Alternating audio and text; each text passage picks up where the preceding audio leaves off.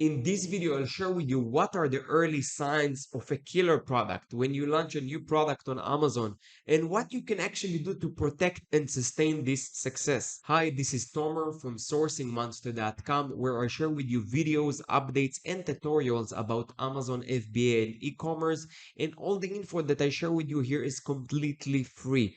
Now, as we go through this video, if you find value in it, make sure you give me a thumbs up and you also subscribe to the channel and enable notifications so when I share and upload a new video, you can get yourself up to date and notified.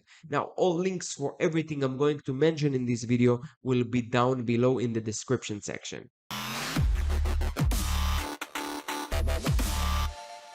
I had this in couple of events that you launch a new product and from day one you feel that it's a home run. You feel that it's a product that is going to be a killer product, a product that could be a success for a really long time. And usually when it happens, you're so excited and happy about it. And you can forget what you actually need to do in order to protect this success and have it successful. So sometimes you even order stock too soon, but then you start to get reviews and realize that the product is not as good as you thought. So it's a very fine line that is combined, in my opinion, with your intuition and with your knowledge about the product when you actually get the decision on what are the next steps for you to do. But before we go into the steps that you need to do, I'll share with you what are those signs, how you can spot, and if you don't really feel it, what are the signs that this is a killer product, this is a winning home run product. So we'll jump straight to them. Low ACoS with no reviews. So usually when you launch a new product, you will launch it with zero reviews unless you use some shady tactics of getting reviews, paid reviews, and things like that, something that I don't recommend. But if you follow my white hat way, you will launch it with zero reviews, and you can follow some of my videos on how you can get those reviews. I strongly recommend the Vine reviews before we use the ERP, the Early Reviewer program, and of course, request reviews button. Um, but the best way is to use divine offers. So once you actually start to see sales through your PPC efforts, through your advertisement, and PPC stands for pay per click, which you use to advertise your product and get new people, new customers in front of your offer, in front of your product. So once you start to see those results of getting sales with relatively low ACoS, and ACoS is the advertisement cost of like the advertising cost for each sale, and you see that the percentage is pretty good, which is like usually if you see below 30% with for a product that is with zero reviews, it's a very good sign. Obviously, if it's one or two sales every day, it's not really enough data to support this theory, so you want to make sure that you have enough sales, like 5 or 7 or 8 sales a day, to really support this theory and be confident with what you think. Divine offers, second point to really spot and know that your product is going to be a killer product. Now, all of them are combination together. If you only have one of those points, it's most likely that you can't really get decision or act on it like the way that we want to act on it with the home run product. It's also important to understand that for different stages of sellers or different levels of sellers, the reaction will be different, and I will share with it later. Um, but when you offer a Vine offer, this actually gives up to 30 units free of charge to people to get them for free, and they will leave a product review for you. That's a great way for sellers to get those 30 initial reviews, and great way for reviewers to get free products and test them out. So Amazon came up with this white hat technique to get product reviews. Um, and it could be very valuable. So when you put a vine offer, not when you, let's say, offer 30 units, not always those 30 units will be sold or will be taken right away. But if you offer getting those 30 units relatively quick, maybe like in a week or 2 weeks, that's another good sign that your product is hot or warm or that is desirable. Um, Point number three, your product is ranked for top high volume keywords.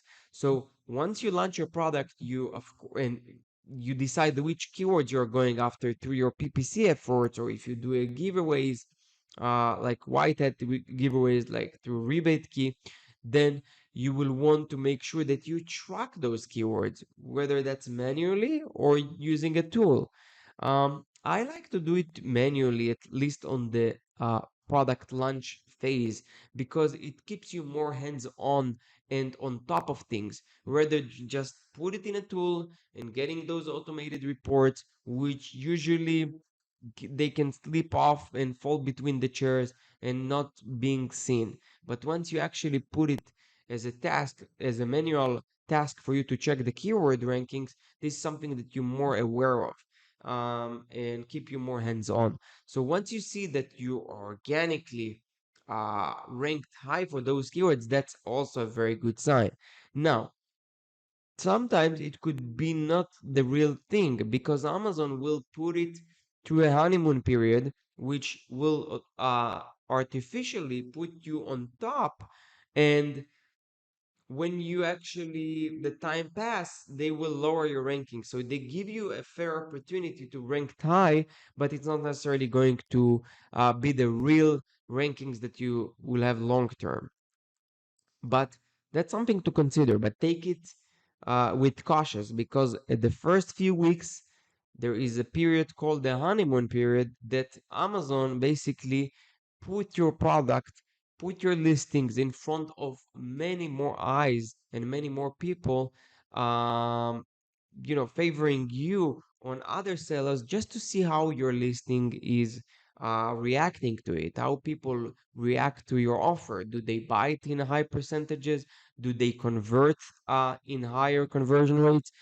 They are testing those things and deciding whether your product, their algorithm, checking whether your product is a good offer for certain keywords and certain personas or not. And that's how they decide on the future of your product, like how to frequently to show it, etc. um, you get a lot of views and traction organically. So this is something that you can check. Okay, I'm spending like 100. Let's say you go to your um, PPC efforts and you saw that you got like clicks today. But when you go to your business reports, which you can go to reports, business reports, I like to go to this detail page, sales and traffic by child item, and then you see that you got like um, maybe 45 6 like 100 sessions for that day. That's a good sign, because you got 5 clicks from PPC and 95 clicks or views or unique sessions from people organically. So that's a good sign. You're getting a lot of traction, you're getting views from many different sources, and that could that it's another good sign for you to consider, to really give you more confident whether your product is a home run, a killer or not. And that's basically the four things that I check that gives me like good feeling on whether it's a home run or not. And that leads me to the next step. Okay, what we do with that, with these feelings, what we do with this information and data.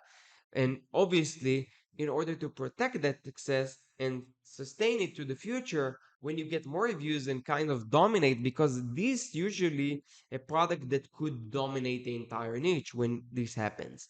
Um, so when you see something like that, you have to grab the opportunity. You can just wait and sit there.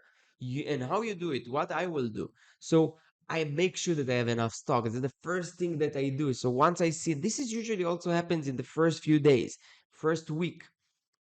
So you really feel what's going on. You figure out, okay, how many units I sell today? You say 15 units a day, but you have only 1,000 units. So 15 units a day by 30 days, that's like 450 units, right? So 450 units that will last for 2 months. So you want to calculate quick what you can do to make sure you're not going to be out of stock. Even that means that you're gonna place an order right away and you're gonna ship it her shipping and you're gonna lose money, but in the long run, you're not gonna lose on that opportunity, because if you get out of stock, and this happened to me last year, 3 products, there were home runs, completely home runs. I got out of stock, I got them back, and they didn't perform as they did at the beginning. So that was really annoying. And I don't want you to repeat those mistakes that I did in the past. And that's something that I don't repeat anymore. It's all about learning. Doing mistakes is part of the game. Uh, Doing all these issues and learning from it, that's how you grow and become better at what you do. So um, this is really high priority. You're gonna do whatever you can in order to make sure you're not gonna be out of stock, even if it means that you're gonna lose some money, or short term, but long term making more money. You also want, in some cases, in my case, I had these products running out of stock like 30 units a day with 0 reviews, and I never expected this. So I was knowing I'm going to be out of stock. So I increased prices like $1 a day. Then I saw, okay, sales are still 30 a day. I increased another dollar, another, until to the point where I see like, you know, I really like increased it by $5 or $6, I remember, and it was still selling, and I knew that I'm going to be out of stock. And that led me to another point where I was lowering the budgets of PPC, of advertisement, because I don't know, I knew that I'm going to get those sales anyway and be out of stock anywhere. So at least I would have like these kind of have, like the most profits. Now, if you ask me, actually, it might actually not be a good idea. This is something that I put through the research of the video, but it really depends. It's not a black and white answer. So if you know for sure that you are going to be long time out of stock, I would actually, what will do is keep the same budget. So when I'm out of stock, I still have these like high sales velocity and not decreasing, because then you can just close the listing and Amazon will know, their algorithm will know, okay, they was selling X amount of units until before they got out of stock. And when you come back to stock, they will have this in their memory, kind of, to make things a little simplified. Um, Another approach is that if you know that you could be close, it's a matter of a day or two, I would lower the budget to make most profits out of it and slow down sales. So it's really a tricky situation, and you really need to have a strong common sense. Another thing to consider when you take action on what to do is what level you are. If you're an advanced seller, you could be much more aggressive and take a different route than a beginner. If you're a beginner and that's all your money you have, it's okay to be out of stock. But if you're an advanced seller, taking risk here and order ton of inventory could be a really good thing for you, you know? So take those things into consideration. So I know it's a topic that I was struggling with, and I hope that giving you here my experience, my thinking, my point of view of it, gives you more clarity and confidence. And hopefully, you're gonna have a lot of killer products and home runs when you in your future launches. And good luck with everything. Thank you very much for watching. Please smash the like button, subscribe to the channel if you didn't subscribe, and I'll see you in the next video. Thank you for watching.